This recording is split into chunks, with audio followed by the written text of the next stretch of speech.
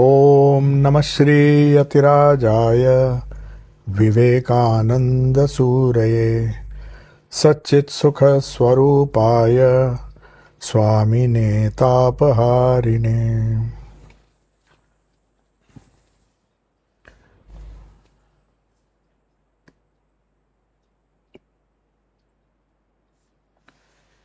Before we begin today's class, I would like to point out one thing to you, that before Swami Vivekananda starts discussion on the yoga aphorisms of Patanjali, he is going to give us a very independent and a very authentic commentary based on his own spiritual experiences.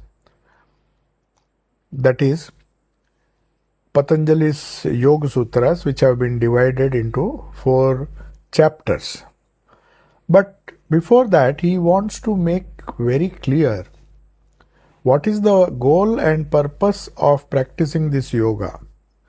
No fool, at least no person who is spiritually wise, will try to reach or attain to a goal of which he is not sure. One should be sure that the goal which one has chosen in life is the perfect and the best possible goal.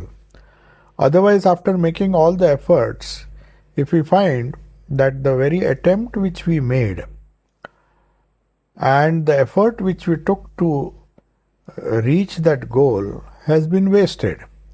So this question is asked in almost all the scriptures, and even Shankaracharya, when he discusses the commentaries, discusses in his commentaries on the Upanishads, he tries to point out to people who naturally doubt, because a majority of the people believe that this world is true, we are fine, as long as we are happy, we are enjoying the Prakriti. Why should we bother whether there is a Purusha or not, and what is the purpose of reaching that goal? Is that absolute existence the best goal that we can ever choose? Or should we be happy with the status quo which we have and try to enjoy this world the way we can, to the extent we can, and then not regret later? So this doubt has been clarified by not only Bhagavan Sri Krishna in the Bhagavad Gita, but also in the Upanishads. So Swami Vivekananda here is targeting an audience or targeting people who have practically no faith in the teachings of yoga.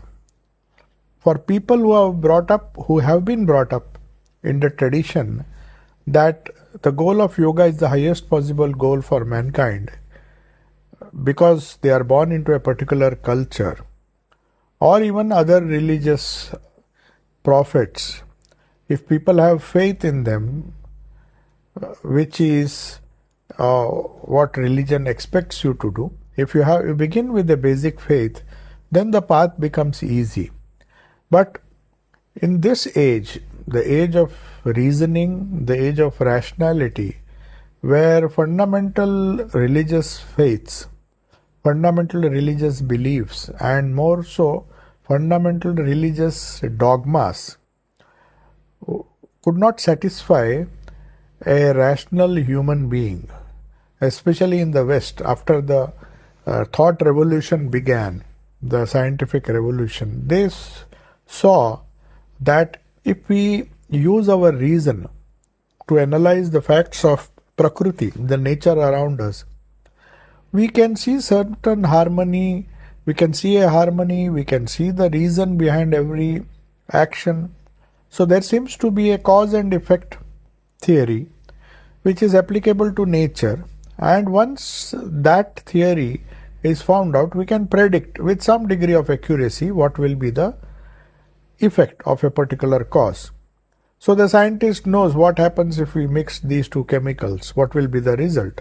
So as repeated experimentation took place in the laboratory of the scientist, he tried to become more and more certain, and the predictability to the vagaries of nature. Nature was so unforgiving for the primitive people that they were not sure whether they will live tomorrow or not. There were natural calamities, there were tigers, they used to live in the jungle, the primitive man. So naturally, he wanted some higher power, or he believed in some higher power in nature who could put an end to his misery. So that is how religious quest began. For all mankind, it was not a very smooth journey. The discoveries of religion or the discovery of the spirit behind the matter took years and years of human suffering. So man was just like any other animal and trying to survive the unforgiving nature. Because one should remember that nature, though there is a good side to nature, there is an evil side to nature. And just as creation is part of Prakriti, destruction is also an equal role which Prakriti plays. So whatever is created is destroyed. Maintained for some time, it evolves and then gets destroyed. So the scientists were also puzzled by this phenomena, by the phenomena of aging, the phenomena of birth, phenomena of growing up, and then finally dying one day. So they wanted to solve this mystery.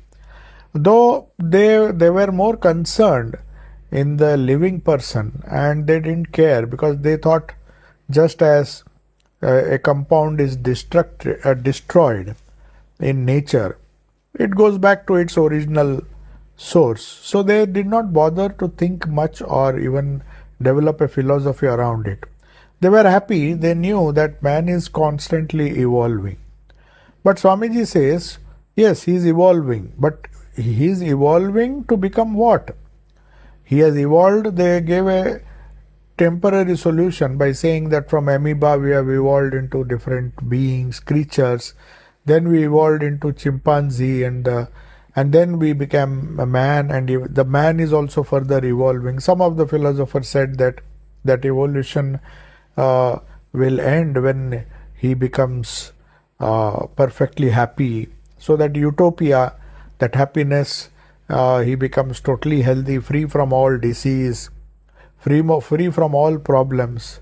But they found that somehow, logically it is true, but in the gross world, this perfection cannot be achieved. Because as we see in nature around us, whatever grows or whatever evolves, a small pebble, if it is continuously small dust, when it is continuously exposed to nature, slowly it becomes a stone, it becomes hardened into stone. So then that stone breaks up, again the cycle changes. The water which is in the ocean evaporates, becomes rain, it becomes so fine that it ascends due to its it becomes vapor, and then finally when the cooling effect is there, the clouds again rain and the water again joins the cycle. So also a seed is planted, it grows into a tree, it produces further seeds, and then when the tree dies, everything is disintegrated. The elements or the nutrients from the soil which the tree had taken to grow up, the different salts and the different minerals and different nutrients which help the tree to grow, when the tree collapses and dies, the same tree is decomposed and returns the nutrients back to nature. So this whole cyclical process fascinated the Vedic man, the person, the people who discovered the Indian scriptures, the Hindu scriptures, Shastras. They found that there is some pattern in Prakriti. Everything grows, no doubt. It evolves into higher and higher beings. But still, finally, when death comes, everything merges into the original source from which it came. So this cyclic nature of all our efforts force us to ask a fundamental question: which is the state to which we are leading or which we are going to? If that is answered, then we can know whether the goal of yoga, mukti, moksha, whether that goal is our real goal, or is it the best possible goal, or there are we mistaken? Because if we are mistaken, then there is no point in doing yoga. There is no point in trying for spiritual. No point in practicing spirituality. So that great question has been answered by Swamiji in a very, very rational way, because he is addressing people who have no faith in organized religion, or maybe even beliefs, dogmas. Just because some scripture says, just because the Bible says, because the Quran says, or just because the Gita says, why should I accept? That is what an atheist believes. An atheist believes in rational satisfaction of his quest. So he has to be convinced rationally, as he sees around him.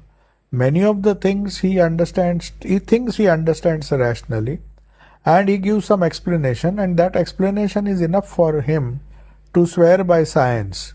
And he says science is based upon truth, or upon observable facts, and let us stick to it. We are sure of that. We know 2 plus 2 is 4, and we hope that this formula, or this certainty which we see in science, associated with science, will solve all our problems. Unfortunately, our experience shows that science has not solved all the problems. Otherwise, you see a small virus, it takes so many years. Still we are not certain what is the nature of that virus, what the uncertainty involved behind even a small living being, which is not even a cell, it is just a protein molecule. If that can cause so much havoc, and that can cause so much uncertainty, then how can you swear by scientific certainty? How can you say science is certain? Science can solve every problem that mankind has created, or problem which nature has created for mankind. There are two types of problems. One is one which nature creates for us, and the other is of our own creation because of our foolishness. So either way, we are part of Prakriti. So there is no point in blaming Prakriti for our problems. The answer which the spiritual people thought, is there a solution within Prakriti? Can science, it is like asking the question, can physical science, or can the science which by which we swear by science. So is this science able to solve all our problems, not only at the physical level but also at the mental level? The different subjects like psychology, psychiatry, do they solve all our problems? Do they give us the joy that we seek? When we are born here, every child or every living being wants to survive. He somehow wants to exist. He doesn't want to die. So Sat is one aspect, that is how Vedanta came to a scientific conclusion as to what can be our ultimate goal. So they found that whatever be the creature, there is one feature which is common to all, living and non-living. Everybody wants to survive. It wants to stay alive. It wants to exist. Somehow nobody wants to simply disappear. So the basic nature or urge to exist is Sat. And then the second thing which highly evolved human beings, or even normal human beings, or even primitive animals, one specific trend, or you can see in all the animals without any distinction, is the desire to know more and more, so that we can get more and more joy or bliss. And bliss is a result of having a feeling that I will exist eternally, nobody can destroy me. That sense of security, that sense of permanence is something which gives joy. And the second thing is the idea that my knowledge is increasing every day.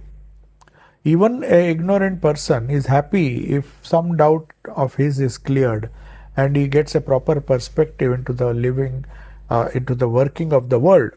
So that has been the trend, that every person, Swamiji says, wants to know, wants to exist indefinitely, wants to be all knowing. He wants to know everything. That curiosity does not die.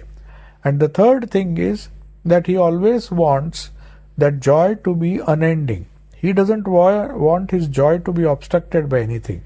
So the moment some joy is obstructed because of sickness, he immediately seeks a remedy and tries to find a solution. That is what a rationalist does. And the scientist believes that every problem, though there may be suffering, we can find a solution to all that. For every disease, there is a vaccine, there is a medicine. So it may take time, but it will solve the problem. But then we have been doing that for centuries and centuries. Have these diseases or have this suffering, have the mental problems, have all the sorrow and suffering gone? That was the basic question which was asked by Jesus, which was asked by Buddha, which was asked by all the Hindu saints and sages and saint prophets of all religions. The idea was how to get rid of suffering. So, the question now is whether we should be happy with the way we are living or we should try something else, try to improve our lives, improve our existence so that we become more and more happy for a longer and longer time. To be joyful, to be happy for a longer and longer time, and if possible, always be happy, always be eternal, immortal, never cease to exist. So that eternality, that joy of knowing more and more and more, knowing the ultimate truth, and also having the ultimate happiness or joy is the goal. So that nobody disputes that. Even a scientist has to accept that he also dreams, the materialist also dreams of an utopia when everybody will be good, everybody will be healthy, everybody will live as long as he likes. But unfortunately, it does not work out that way in the gross world. That is why they say, okay, let us explore the higher worlds. Let us explore the mental world, the subtle world. And then we will explore the causal world, where the cause and effect is creating all these problems. I do something and that gives rise to some cause, and then I have to reap the result. Then I do something else to remedy it, then something else comes. So this complicated chain of cause and effect makes a causal body in every person. Every living being has a causal body, because his karma, he is going on doing karma according to what chance brings to him. Chance brings sometimes some duties, he will do it. He will do it properly. If he does it properly, he will get the benefit. If he does it wrongly, he will get he will be at a loss. So this joy and suffering, this chain of joy and suffering continues from birth after birth. So the people who are very scientific can argue this way. Swamiji is trying to convince them that we are the outcome and manifestation of an absolute condition where it was Sat, Chit and Ananda that came down as Prakriti and created all these silly egos and all the problems, and we find ourselves in a miserable world. That is why Swamiji once, out of anger, told Sri Ramakrishna, I would have told his friends that I would have created a better world. The plan of the world is devilish. Why is God creating so many things and destroying? Because the people who are at the wrong end of creation, who are on the side of sorrow, who are not having joy, they find the world to be full of sorrow. They are not happy with the state of existence. Whereas those who are joyful, temporarily they might feel that we are above the clouds and we are happy, we are joyful, but that is short-lived. So the cycle of joy and sorrow is always going on in a cyclical progression.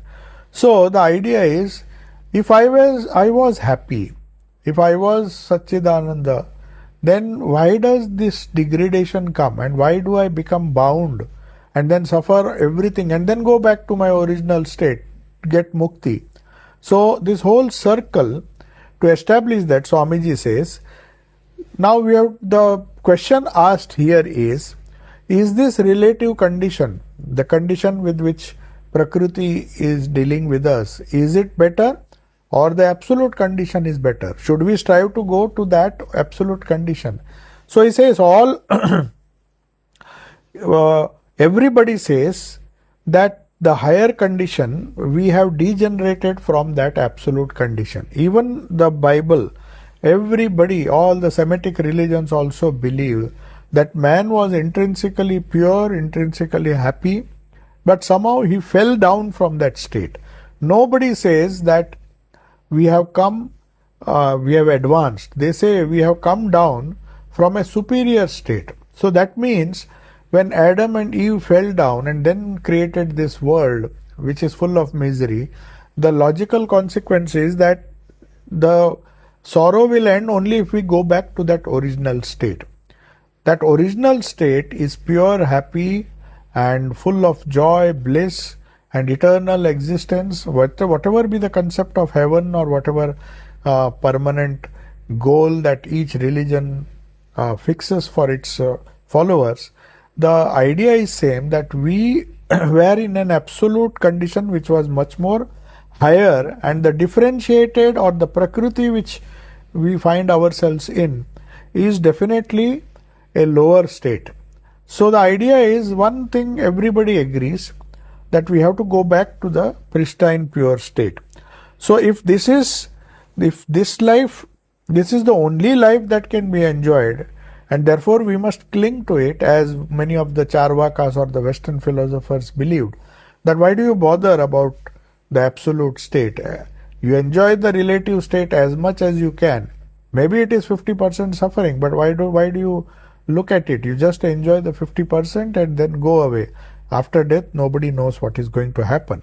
So this is one view. But Swamiji says, if one is really rational, he should inquire into the other solutions of life which people have offered. Many religions, many scriptures have offered other solutions. They have shown that one need not be at the mercy of Prakriti always. One can get rid of the sufferings if we are bound by Prakriti. Prakriti no doubt binds us with a chain of joy and sorrow, alternate joy and sorrow. So these things are uncertain, they keep unchanging. But there is something certain, there is something eternally joyful, which some people say heaven, or some people say moksha. So there are different ways, or going back to God, going back to our original state. Now, having established this, Swamiji says, if yoga or any other method of religion, belonging to any other religion, if it takes you back to that pristine, pure state, then it should be taken as beneficial to all humanity. Once we get convinced by this argument, then only there is meaning in following religion or spirituality. Otherwise, it is just a pastime.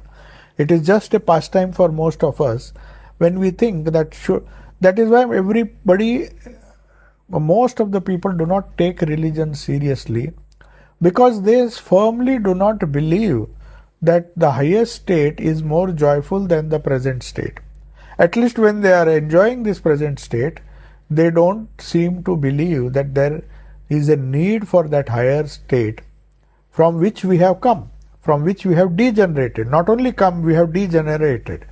So to go back to that higher state, one has to be convinced. And once one is convinced, that is why Swamiji is spending some time explaining to us that if you don't believe, or if you don't have faith that going back to the higher state is definitely more enjoyable or more joyful than the existing state.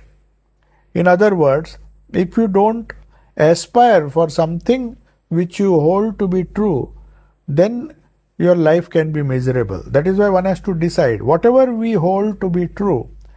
If we know for certain, as Sri Ramakrishna gave this beautiful parable he tried to explain, why should one become spiritual? Why should one become religious?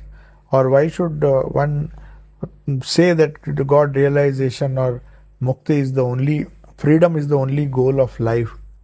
He says, suppose, and that argument is correct, that if we don't believe firmly, then our effort also will not be firm. That faith and firmness, as Holy Mother said, is very essential in spiritual life. One should not only have faith, but one should be firm in that faith. That is known as Shraddha. Firm faith, faith with conviction is known as Shraddha. So without the Shraddha, without awakening the Shraddha in us, we will make half-hearted attempts in yoga or any other spiritual path. And then we will complain that it is not giving us the benefit. Am I really following the right path? That is because of sanshaya, or that is because of the doubt which creeps in. So that is why Swamiji says there are other solutions which other religions or other primitive religions offered in the beginning. One of the solution was everybody wanted an explanation. Why am I here? Why am I living just like those animals, eating, drinking, and struggling for survival till I die, and till the last breath I somehow try to struggle for survival. And if that is the whole purpose of life, then animals are living that life. Plants are also living. They are surviving. Perhaps they are surviving more than us for thousands of years. Our survival span is much less. So what is the purpose of all this? So one philosophy suggested a solution. Swamiji is giving all the alternatives. He is saying that if you don't think that yoga is the only solution or spirituality is the only solution, then you see what are the other solutions and how they can't be right. He says there was a very old solution that man after death remained the same, that all his good sides minus his evil sides remained forever. That is the idea of a utopia or a heaven. He said after death you don't have to worry because your bad karma will not be taken into account. It is like putting money in a bank, and then if the bank tells you that whatever money you have withdrawn, the bad debt you have, that will be forgiven. So only the good side will be kept. How can it be? If you take out some money, that much money has to be debited from your account. So in nature also, you can't say that I have done 50 good deeds, 50 bad deeds, and after that the bad deeds will be cancelled, and only the good deeds will remain. But that was a theory. Some of the early religious movements believed that don't worry, after death our good deeds will go with us. Minus his evil deeds remain forever. Logically stated, that means man's goal is this world. This world carried a stage higher and eliminated all of its evil they called heaven. He said heaven is a place where you will go after death. Many people still believe that all your good deeds you can enjoy there, and all the evil deeds you can just leave behind when you die. How can it be possible? I do 50 good deeds and enjoy the fruit of my good deeds and don't enjoy the fruit of my bad deeds. That cannot be. You have to enjoy. That is why the Hindus believed in karma and rebirth. That to enjoy or to suffer, both, you have to take up another body. There is no escape. That is proved by science. Whatever things you put in, you can't expect only one chemical element to stay. The other thing which you put, that will have its reaction. So you can't say that I will put in something, but only the good will remain and the bad will be thrown out. That is not possible. There cannot be good without evil, nor evil can exist without good. To live in a world where there is all good and no evil is what Sanskrit logicians call a dream in the air. The Sanskrit Nyayikas, they say it can never be. How can you dream in the air? To dream of a heaven where only good will be there minus the evil, it is just not possible to have such a heaven.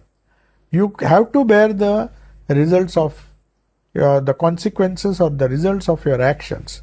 So another theory has been presented in modern times according to Swamiji.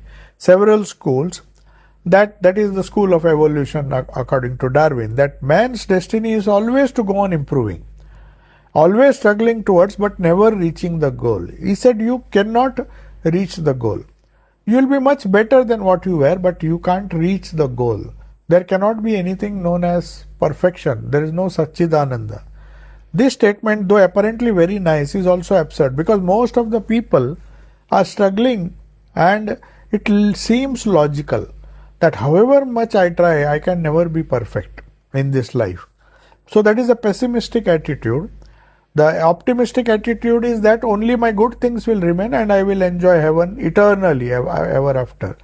So for a limited good that you have done, how can you enjoy heaven eternally? You have to enjoy the fruits or suffer the fruits of your evil actions as well. So that's why they say this theory which says that you keep on progressing but you never reach the goal. So there is no heaven, no hell, and you go on struggling and evolving and evolving. That is a materialistic theory. But Swamiji says there cannot be a motion in a straight line. Then he gives up some examples from our day-to-day life, physics. He says if you take a stone and project it into space and then live long enough, that stone, if it meets with no obstruction, will come back exactly to your hand. A straight line infinitely projected must end in a circle. There cannot be motion in a straight line. Therefore, the idea that destiny of man is progressing ever forward and forward, never stopping, is absurd. Even the ocean, when it vaporizes, it doesn't stay as vapor.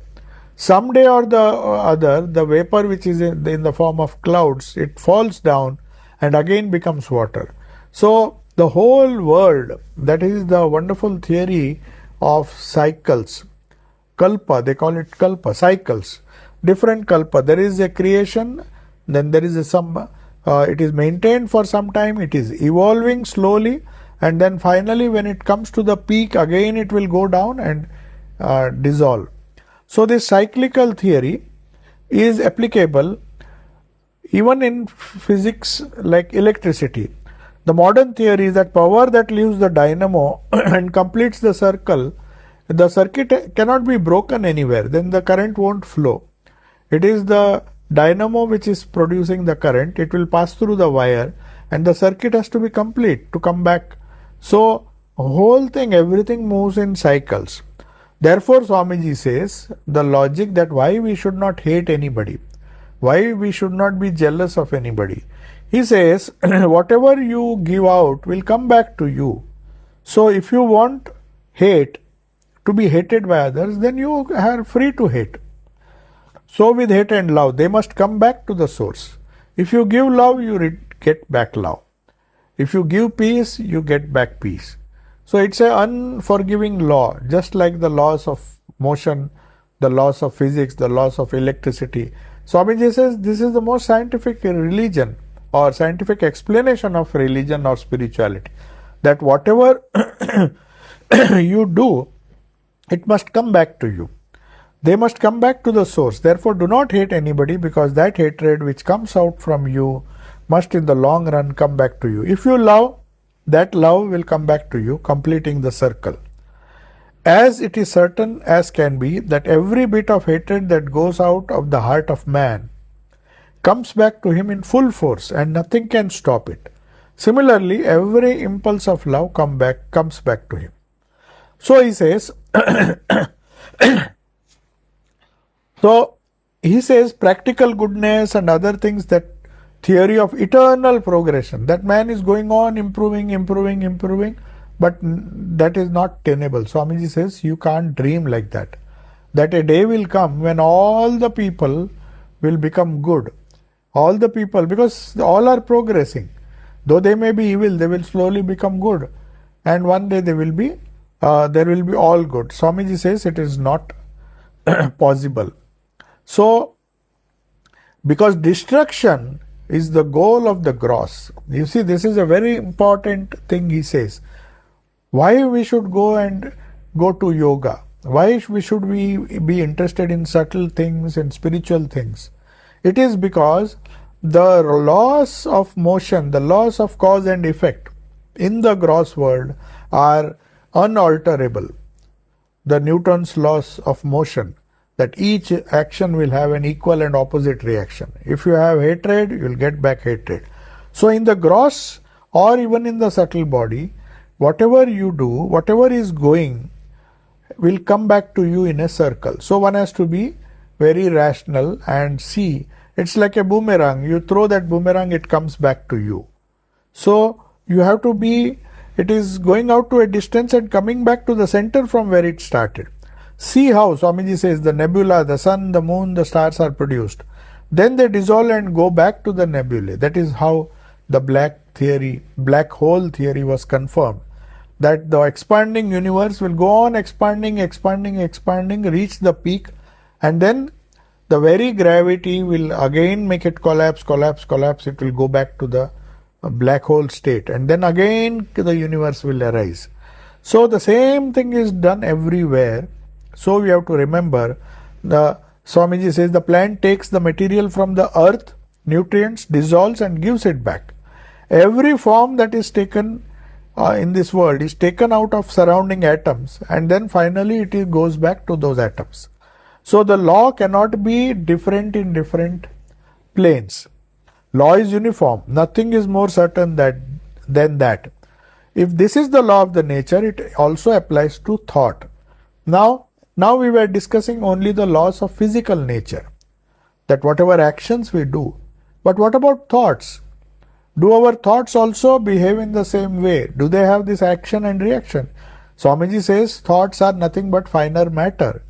So if this thought will dissolve and go back to its origin. Thought has come out of the absolute. When Prakriti comes, the first thing that manifests from Purusha is Mahat, the universal thought.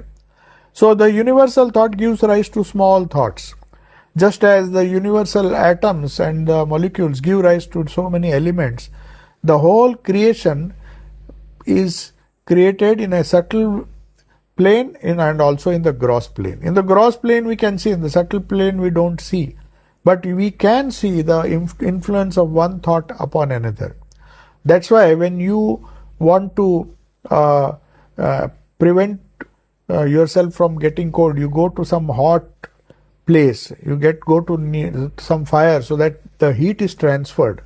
So also the idea of satsang was that wherever, if you go to a place where the vibrations of thoughts are good, they are powerful, then you are likely to catch something like catching the atoms of heat, catching the heat from a fire. You have to go near the fire to catch the heat. So also you have to, in the thought world, Swamiji says the same laws apply. The laws of nature, which are applicable to the living and sentient and insentient material, the same material laws are applied to thought, which is also a finer material. Thoughts are final material. We don't see them, but we can perceive them. So we can say these are good thoughts, these are bad thoughts, these are sad thoughts, these are happy thoughts. So thoughts also have different qualities. And there is sattvic thoughts, tamasic thoughts, rajasic thoughts. So if you mix with a tamasic person, these tamasic thoughts will overpower you.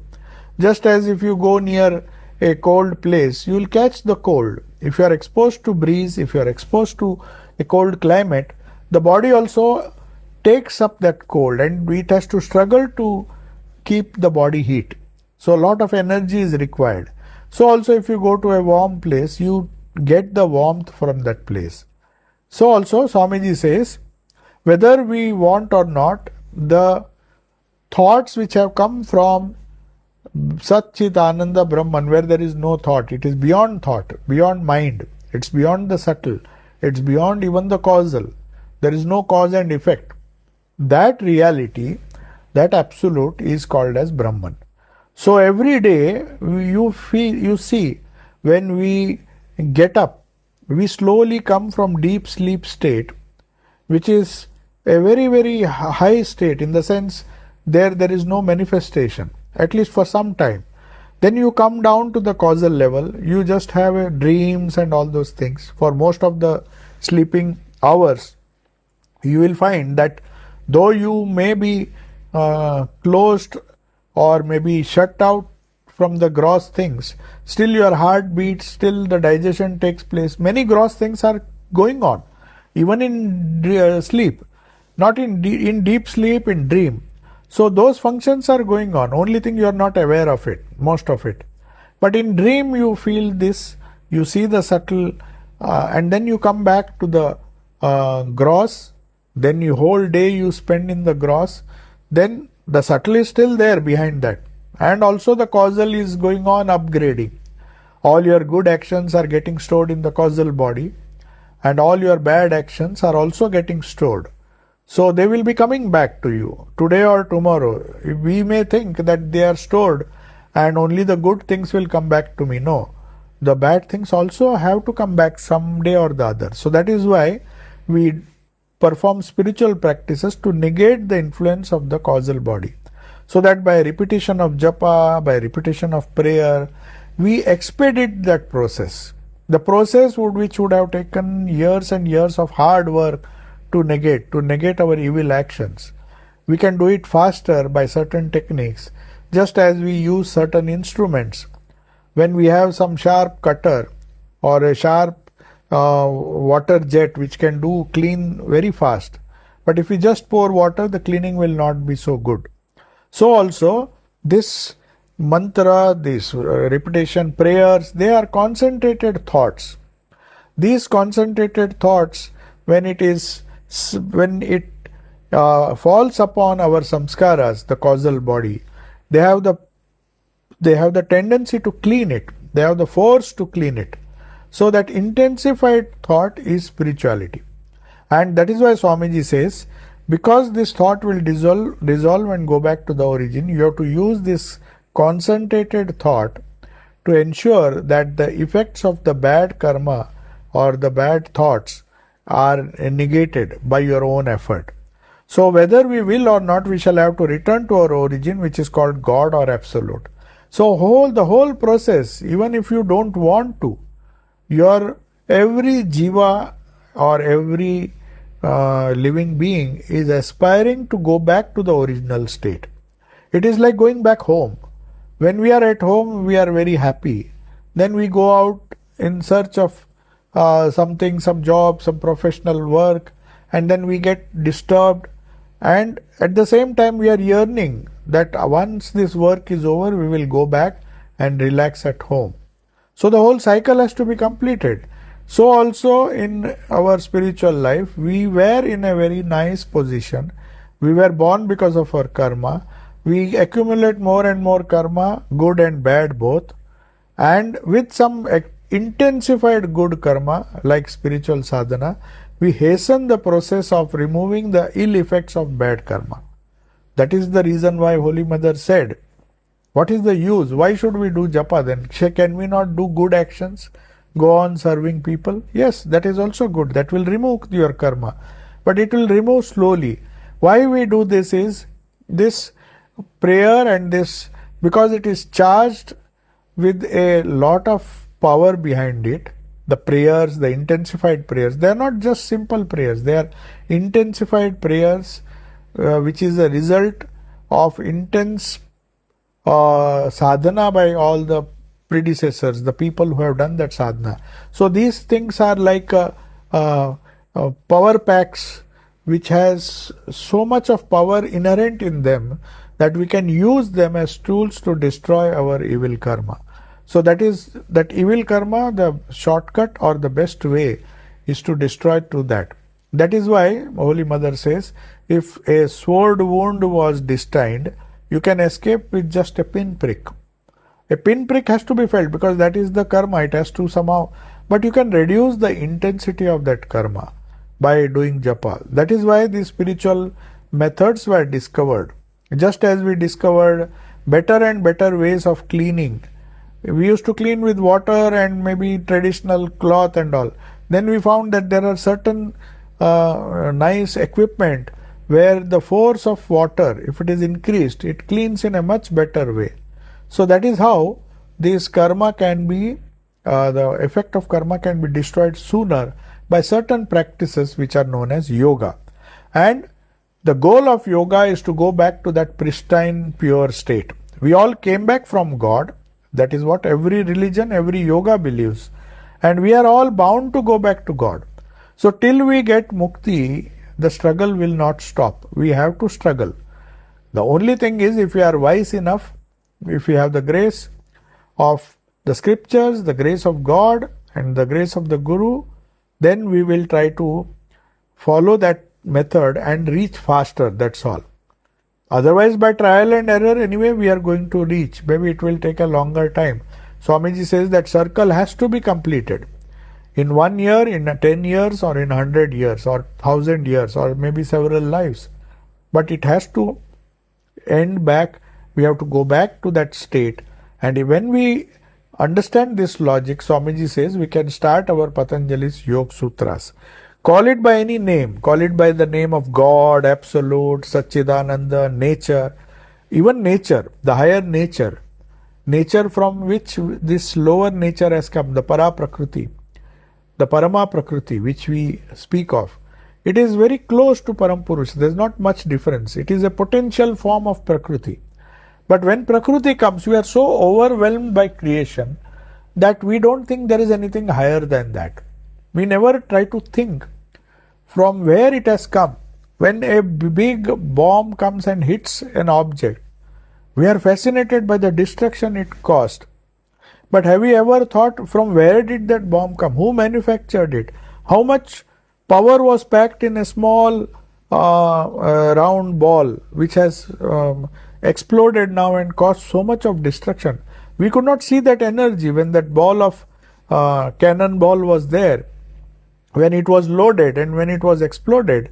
Before it was exploded, it was lying very quietly in a corner of the factory, ammunition factory. We did not know there was so much power in that.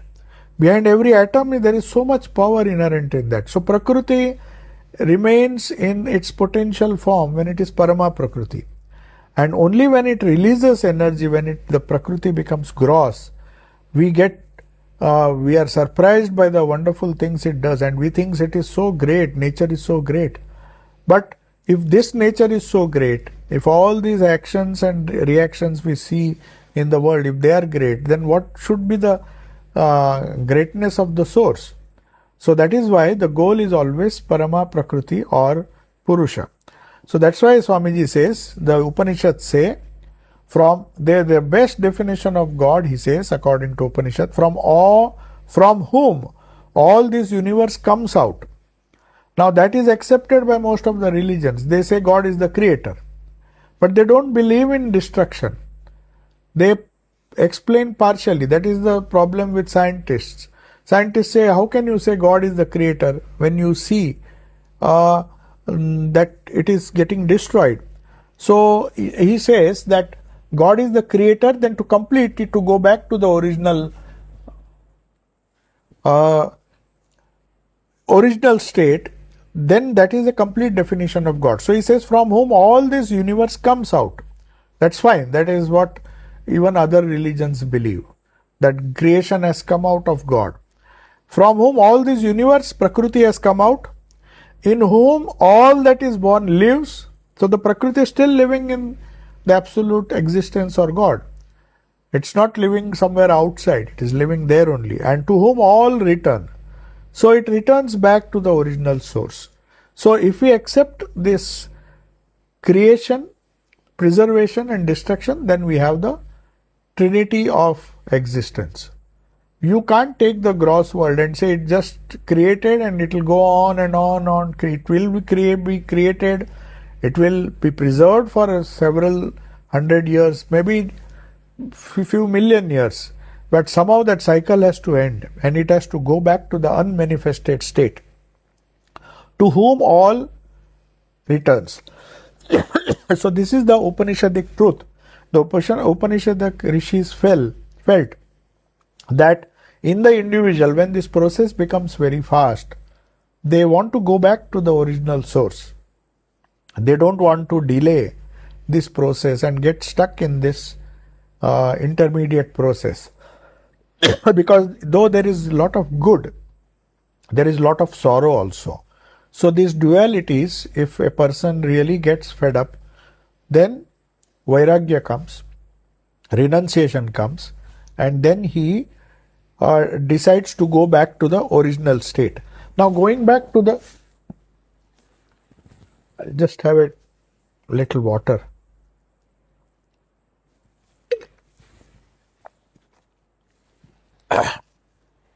So going back to the original state is what is known as yoga. Yoga enables the jiva who has come back from that high absolute state to practice the reverse process and go back to its original state. This is one fact that is certain. Now Swamiji finally, for the rational world, establishes and says why we should practice yoga, why should that goal be there, because anyway it is going to happen. If you don't agree to this rule, by repeated blows, by good karma, bad karma, good karma, bad karma, this unending battle will go on in our life. And when the battle becomes more sorrowful than joyful, then slowly the vairagya comes. Then slowly you start asking questions. Is this life worth living? If there is always misery, can I not be joyful when I am living? Can I not extend that joy? That is a question everybody asks, but they don't know the solution because they try to see it in the gross. The more they see it in the gross, the more they find it is impossible to achieve in the seeing the nature of the external world, the gross world. That's why the more you come lower and lower into Prakriti and accept Prakriti, the more difficult you find to see peace and to see that joy. So then away you go from Satchidananda, the more you manifest yourself in the gross world. That is why worldliness has been criticized. Why did Jesus say we cannot have God and mammon at the same time? Because he knows the more you go away from the spirit, from your naturally, it is like the more you go away from home, the more the dangers. Home is your secure place. That's why there is a beautiful song, Mana Chalo Nija Niketane. What does it mean? What does that singer want to convey? Mana Chalo Nija Niketane means go back to your own home. You have come to a foreign land where all these troubles are there. There are so many uncertainties. So just as a human being every day goes out to work in search so many trials, tribulations, uncertainties, suffocation and so many things he encounters. And at the end of the day, every person yearns to go back to his home. So this homecoming is what Swamiji says, that from this universe we have come out. So every day this process is renewed at our individual level. You see, that's the beauty of scriptures. The scriptures tell us, just as God creates, he is born, he preserves, and then he goes back. So this cycle we should consciously try to practice in our day-to-day life. And we are practicing it. We are coming to the waking state, then we try to sleep, go back to the dream state, go to the subtle level, and then when we go to the causal level, we are sleeping. But we come back just because we have not crossed that causal level. We don't cross the Karana Sharira and go into that absolute from which we came. But some people, they get a taste of that absolute level through meditation. When they consciously do it, when they just don't, sleep is very common, even the animals sleep. They touch that basic, they touch base, they touch their home for some time. They know it is a very joyful state and they would like to sleep permanently, but it doesn't happen. Suddenly something wakes you up, the alarm wakes you up, and then you come down to the subtle state, then you come to the dream state. Maybe you have dream in between where you imagine all sorts of things, sometimes nightmares, sometimes joyful dreams. Just as in the waking state, you have both the things. Then you come to the waking state, then you get further caught, create more and more karma, and then get more confused and lose whatever little joy you had in sleep. So consciously, if you try to go to that sleep state or the transcend that sleep state, we read in the gospel where Thakur says, I have put sleep to sleep. That means I have conquered that sleep and gone to a state from where you don't come down, you don't suffer. So once you touch that, then the suffering of the world, the gross state, the subtle state and the causal state will not disturb you. So Swamiji says, nature works on the same plan. What is being worked out in one sphere is repeated in millions of spheres. In this galaxy it is happening. That doesn't mean the rule is different in different galaxies. The same creation, same preservation, same destruction. That is a universal law. What you see with the planets, the same will be with this earth, with men and with all. The huge wave is a mighty compound of small waves. It may be millions of small cycles. The small bacteria has its own cycle of life and death. The dog has his own cycle. It will be born, it will live, and it will die. Maybe its cycle is just 20 years. Human beings have a bigger cycle. They live up to say 100 years. But after death, the cycle does not end. It can live, the soul, the subtle body lives for much longer than the physical body. Even if it lives for 100 years, they say, on a comparative scale, they feel as if only 100 days have passed. So they feel that we have not lived, whereas from the waking standpoint or from the physical standpoint, the person has been dead for 100 years. But the sense of time in the dream world is lost. That's why when you see the dream, that beautiful story of Narada has been told by so Swami Vivekananda. In that which he dreams that Narada was just going and there was a flood. And then he suddenly starts dreaming that he has been married, then his wife gives birth to children, and after 12 years there is a big flood, and then again he dies. And suddenly he says, I have passed 12 years.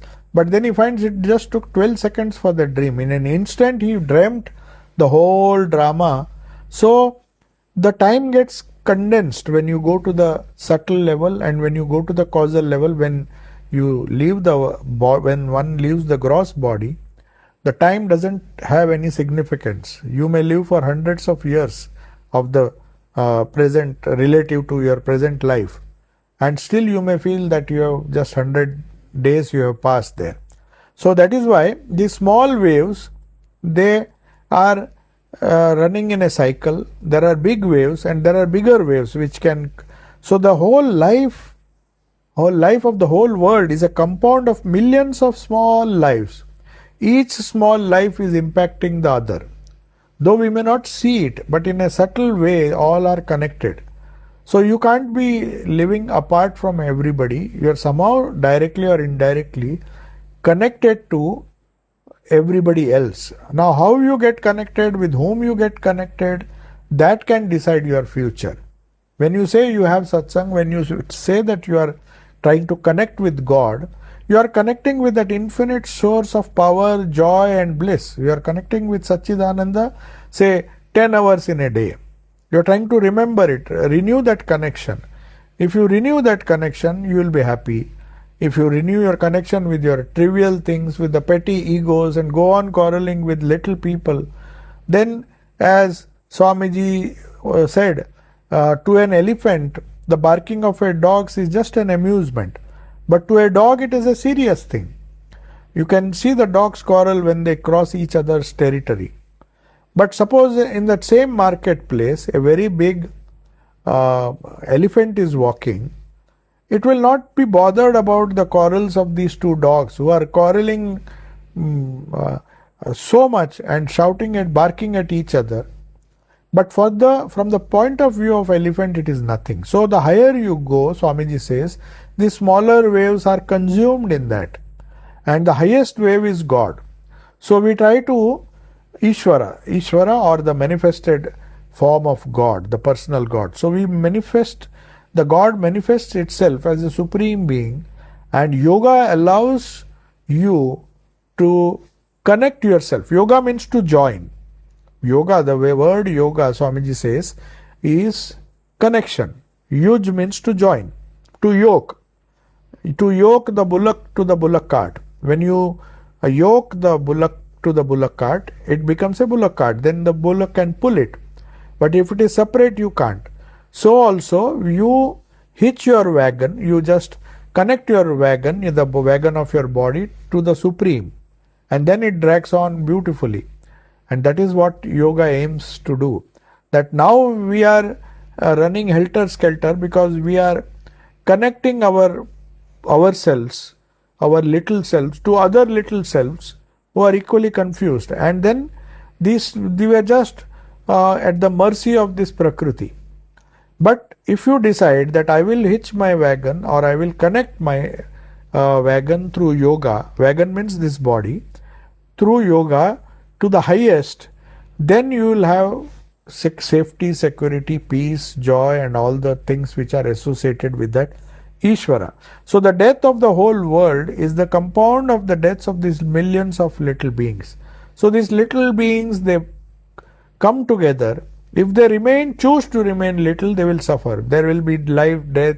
They will be undergoing the cycles again and again, the cycle of karma. Now the question arises, Swamiji again asked this question, is going back to God the higher state or not? That means, is spirituality true or not? Should I stake my entire life and spend my life for something which will not give me joy, safety and security? Will any fool do that? He will do only things which give him joy. That is the basic nature, urge of man. The basic urge is that I will do something which will give me joy. And whatever does not give me joy, I will not do it. But our experience shows that in the gross world, there is a 50-50 chance of joy and sorrow. So you go to the subtle world, there also you see the subtle body. There is joy, there is mental joy and mental peace and mental sorrow also. Physical joy, physical sorrow, mental joy, mental sorrow. In the causal body also, good samskaras, bad samskaras. So these dualities exist, and the joy will not be eternal. Just as science says that you can't get something eternal out of something which is not eternal. If you take 5 kgs and ask somebody to produce something which is 100 kgs in weight, it cannot be done, because whatever you put in, you have to take out. So the limited body, which is gross, gives you limited happiness. If you go to the subtle, maybe little more happiness, but it is limited. And in the causal, you realize that there is a lot of karma to be worked out, or a lot of karma to be enjoyed also. So that balance, when one can, the yogi by performing yoga can be accountable and just see, he can see through his, according to Swamiji, a yogi can see how much of karma he has got. They can see the past and future. What do you mean by seeing the past, present and the future? That is what he says. Yoga gives you an insight into your causal body. Now you know so many things about the gross body. How it functions, what is immunity system, how is nutrition, what should you eat, what should you not eat. All these things are known about the physical body. We have so much of knowledge because of science. There is equal effort made to know about the mental sciences also. We know when a person becomes inferiority complex, superiority complex, and all the different functions of the mind. We have studied a lot, and there are remedies for that also. But we do not ever try to find out what is the balance of punya karma, good karma in us, what is the balance of bad karmas, where are our sanskaras. These things are not revealed to a ordinary mind. Only through a discriminative process of yoga, you come face to face with your karma, and then use the methods of yoga to remove the effects of that karma. And when you do that, when you pass through all the 3 stages, that is what evolution means, spiritual evolution. You reach a stage when you can transcend that and go back to your original state. You go back home. So all this experiment, as Swamiji said, the world is a gymnasium where you make yourself strong. There is no other purpose in the world, no other goal to achieve. If anybody thinks there is a goal, it is a terrible mistake. That's why Krishna says there is no duty, but still I am working. Krishna had no stakes in the war. He was not bothered, but then still he continued to fight the war. Because that is how through this struggle only we find the way out. So we came out of our homes, a secure home, that is the absolute. We became relative in Prakriti, and then we do all these things and then go back home. So this whole cyclic process is what one should remember. So yoga reminds you or takes you back to your natural or absolute state. So there is not one religion, Swamiji says, which does not practice this yoga. You may not use the word yoga, something else you may use. In Christianity, in Islam, in many things, they call it a heaven, they call it realizing the kingdom of God is within you. You have to reach that. And the different means which the different prophets and the different scriptures teach us are nothing but these principles of yoga. It is told in a different language, a different culture, in a different way, through parables, through commandments. In some cases, there are commandments. You have to do this, you have to do that. These are all different paths. Just as yoga gives you a scientific approach, you have the you start with the Annamaya Kosha, asana, pranayama, yama, niyama, asana, pranayama, pratyahara, dharana, dhyana, and then samadhi. So also, they don't say there are 8 steps. There will be many steps in different religions. But ultimately, every religion says, till you go back home, which is your real home, you will have to face these problems. Till you go back to the safety of your home, mana chalo nija niketane. Sansar videshe, videshir bese. You come here and there is so much of uncertainty in this foreign land, this strange place where you have come. That is what happens. Prakriti makes us pass through all these experiences, good and bad. And when the sense dawns upon us that we have left our home, and when we are tired, we feel that we should go back to our home and the safety of our home and be happy. So that is how the circle of yoga is described by Swamiji. And in the next class, we will finish this discussion.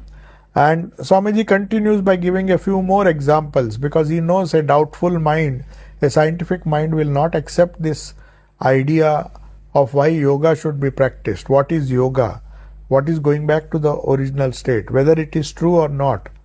Why should we be doing it? So everybody asks different questions and explanations. And to satisfy everybody, Swamiji tried to make it more simple, very simple, to make it less dogmatic, full of reason, so that even a scientist, even a non-believer in any religion can accept it. And that is how he comes to this conclusion before starting, because he knows the moment he starts the different sutras, yoga, chitta, vritti, nirodha, a doubtful person will ask, why should I control my mind? Why should I not let it go free? And then the answer is, if you want to let it free, behave as it, just as we do in the case of some children. We don't teach the child how to control his mind, and then when it suffers, we go to the psychiatrist. He is not able to control his mind. He is not able to control his anger. He is not able to control this, that. But has he been taught yoga? Has he been taught, the second sutra itself says yoga, chitta, vritti, nirodha. Has he learned that there is a need to control our thoughts if we want to live happily and peacefully in harmony with others? If he has not been taught, then why blame that child? Because he suffers only because he is not in control of his mind.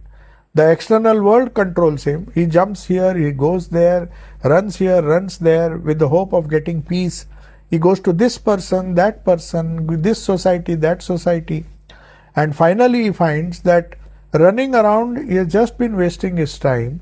If he had spent that time in controlling his mind, he would have got peace wherever he is, whatever profession he is doing. He doesn't have to seek, he is seeking the wrong home. He just has to go back to his own home. That is what going back to the absolute means.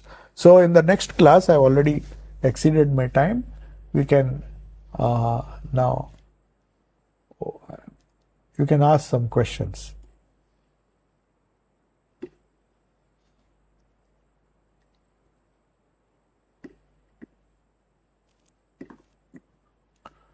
Pranam Swamiji, this is Geeta. Yes, please. Yeah, thank you very much, Swamiji. It was a beautiful class. Yes. Thank you very much. Yes. So any question? No, I'm fine. Thank you. Okay. There is one question. I have. Yes, if bad karmas, I don't know who has asked. Anyway, I will read out the question. If I think Purnima has asked, if bad karmas can be removed by japa or prayer, don't you think people can get away by doing bad things and just doing some japa and prayers? Won't it be injustice to those who are victims of bad actions or doing wrong actions? So, this is appears to be a very logical question. Naturally, the japa is not effective if you continue to do bad actions. I am talking of the bad prarabdha karma. You have to remember that. The idea to do japa doesn't come to a person who has a very big balance, even if he has a big balance of bad karma. I am talking of the prarabdha karma. You can't be going on doing bad things because the effect of japa will be negated. So it is not a motive that if I do japa then I can do whatever I like. It is to prevent the actions of already committed bad karma in so many previous lives in the past, the effect of which is intolerable now, and we want to get rid of it. Only then you start doing japa, and that japa will become effective at that time. It is like you open a tap and there is a vessel which is collecting the water, but there is a hole as big as the tap hole, the size diameter of the tap. So whatever water comes, the water will be leaked out from below. So doing bad karma and then going on doing japa, I don't think it will help at all. It's better than to do good actions rather than do such a kind of japa and think that the japa will take care. It doesn't take care of the fresh karma. To work out, then you have to again do a lot of japa. Then you won't be having time to do that. So that is okay. Now another question is, does doing japa and meditation change the way you sleep? Definitely. Meditation is the best way for people. Meditation is the best way for people to get good quality sleep. A person who meditates properly will never complain whatever little sleep. First of all, the need for sleep reduces. So you could see most of the people who meditate, they require really less sleep. They can manage with less quantity of sleep. Most of our sleep is spent in dreams and nightmares, and so when we forcibly try to sleep, when we are sleeping in a disturbed way, with a disturbed mind, then it is as good as no sleep at all, because even if we sleep for 8 hours, we will be tossing around and just having different kinds of nightmares which can make the sleep more painful than even the waking state. It's better to get up and do something nice and do something peaceful.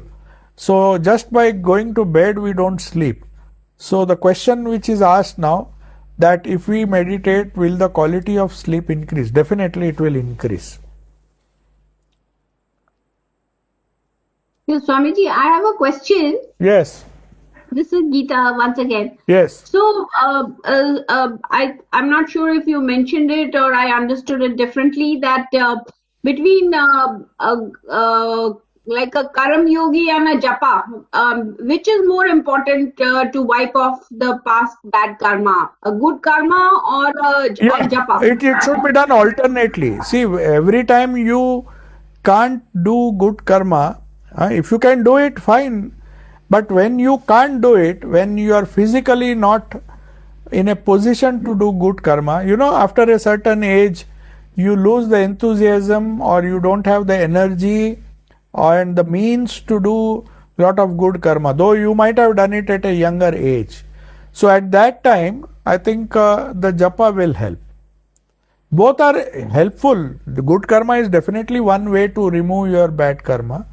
But when you can't do, when you are physically not able to do, then this can be equally powerful or sometimes more powerful. But then it has to be done with lot of intensity. You cannot be doing it in a casual way. You have to do it with Right. full faith. Yes, yes. Yeah, but Swamiji, by a good karma, somebody else benefits. Whereas with japa, only we benefit. No, that is a wrong idea. Absolutely wrong idea. If you simply sit in your place and do japa, you will be sending so many positive vibrations that by good karma you are helping locally.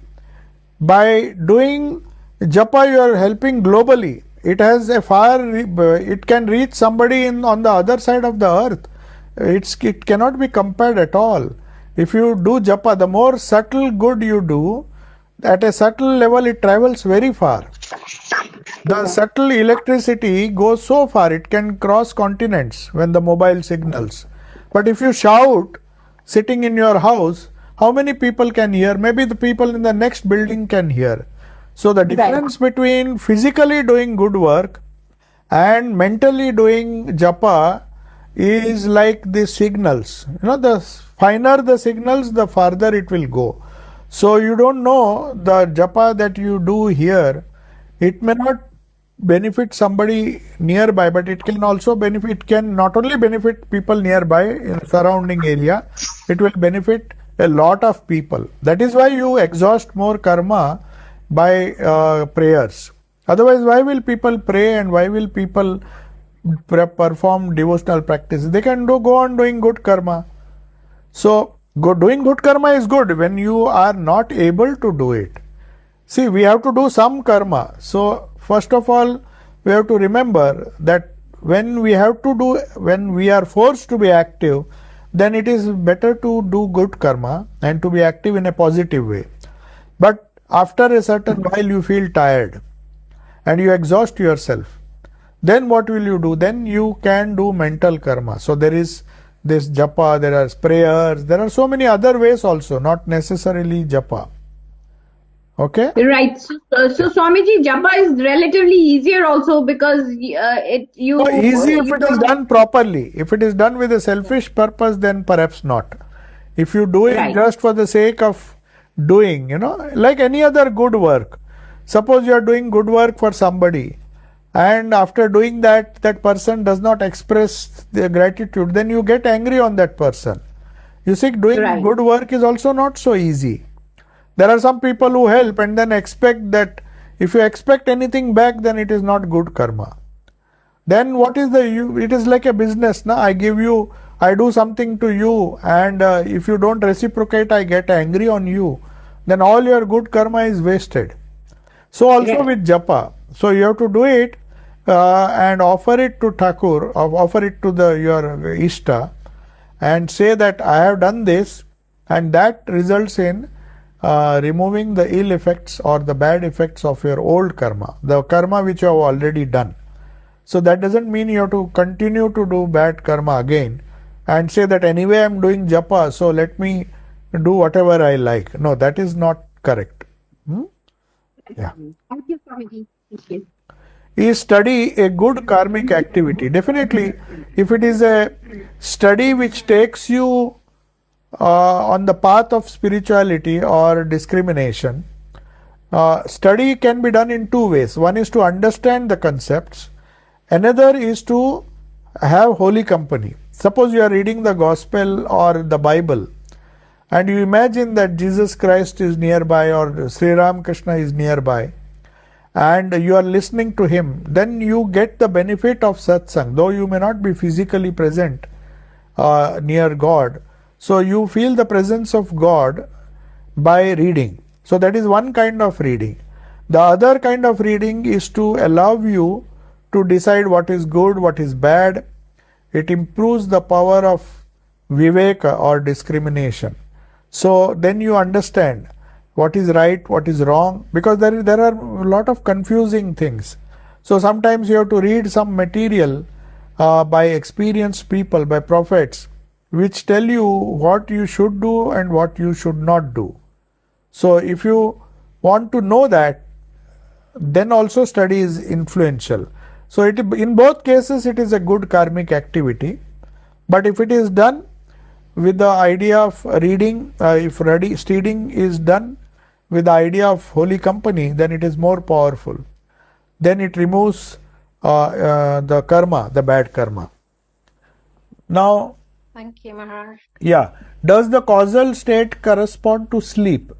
What is it that one may understand by the word causal body? Now, the causal body, this is a concept which is so difficult to understand, because causal body is nothing but the repository of your potential actions, the samskaras. The word used in Sanskrit is samskaras. Samskaras means it is a potential action. So if you have 10 good samskaras and 20 bad samskaras, then the chances are that you will be behaving badly, because the overpowering influence of the bad samskaras.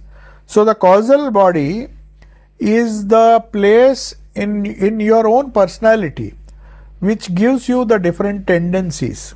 The tendency to do good, the tendency to do bad, they are there.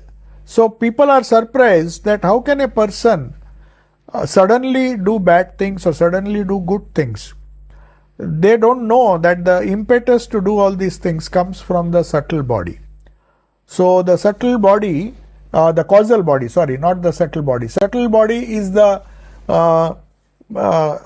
mind and other faculties of your personality, which convey the information that is stored in the subtle body or in the causal body.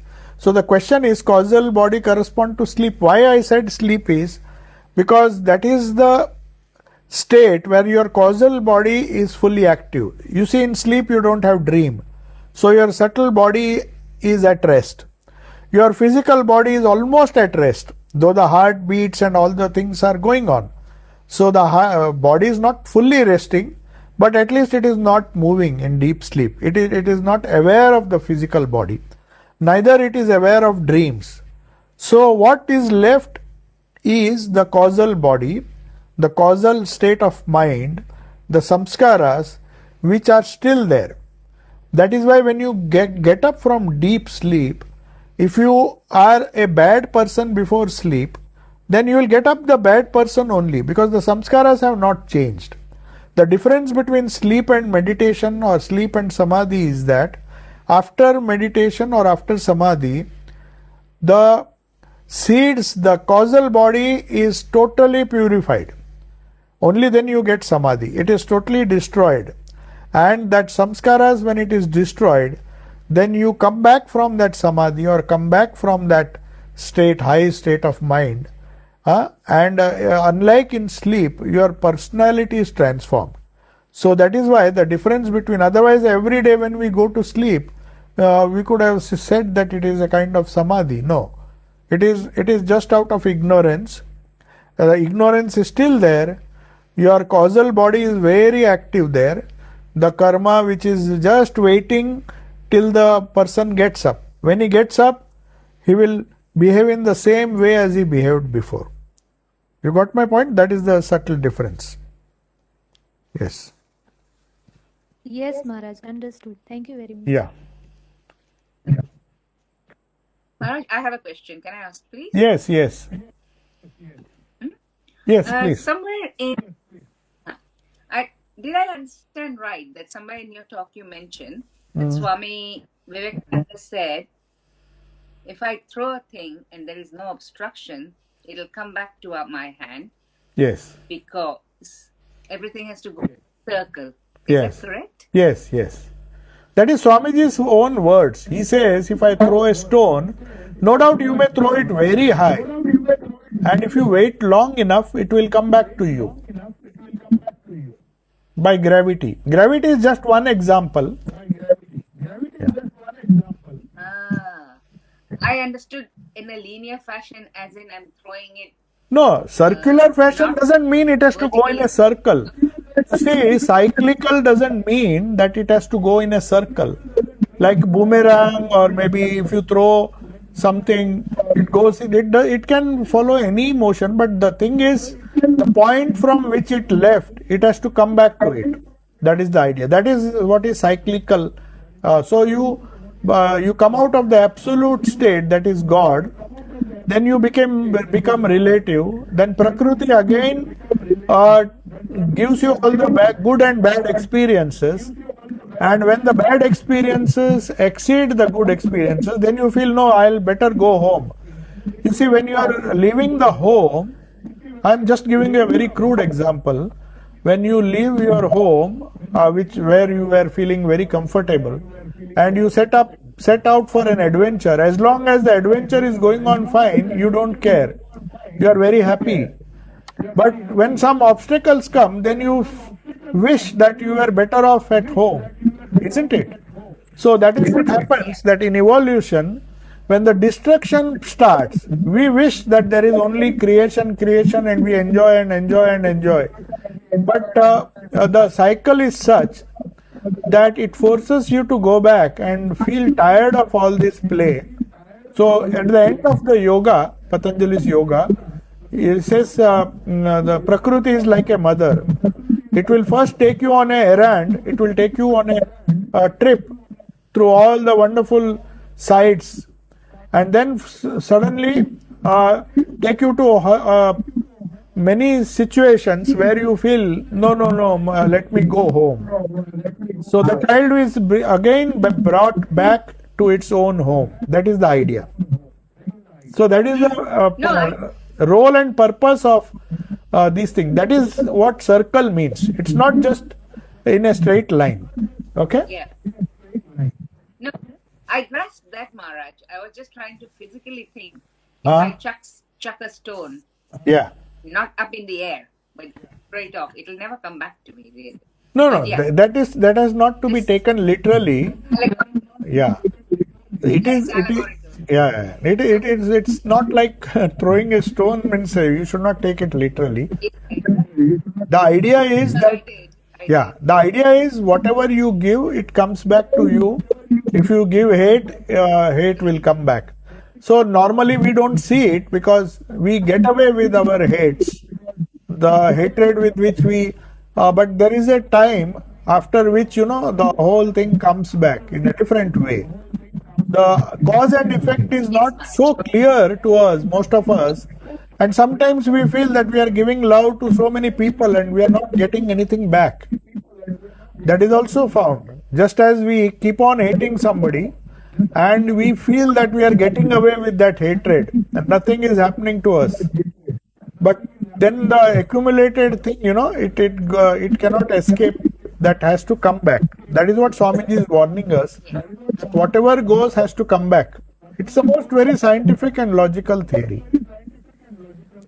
That it is, yeah. Yeah. No, that's fine, Maharaj. My mistake, literally, and I couldn't. Yes. Thank you so much. Okay. So I'll take your leave now.